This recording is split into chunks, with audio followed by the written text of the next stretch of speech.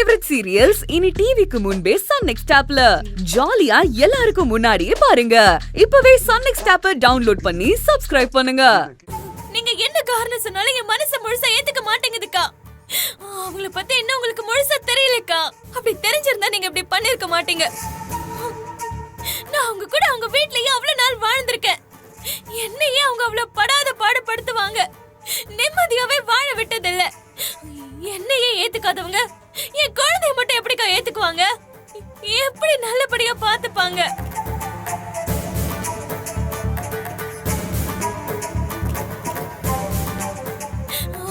என் குழந்தைய வச்சு நீங்க பெரிய ரிஸ்க் எடுத்துட்டீங்க. அதுலயும் அந்த வேதவள்ளி எவ்வளவு மோசமானவங்கன்னு உங்க எல்லாருக்குமே தெரியும்ல.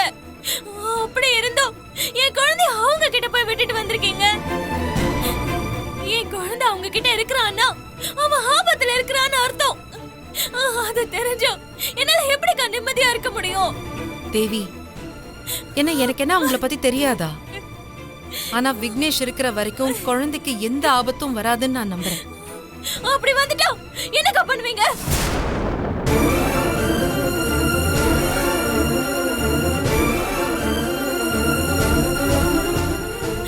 உங்களுக்கு என்ன அவங்கள பத்தி புரியலக்கா? நான் எவ்வளவு சொல்லியும் புரிஞ்சுக்காம நீங்க என்ன ஓவருக்காக பேசிட்டு இருக்கீங்க?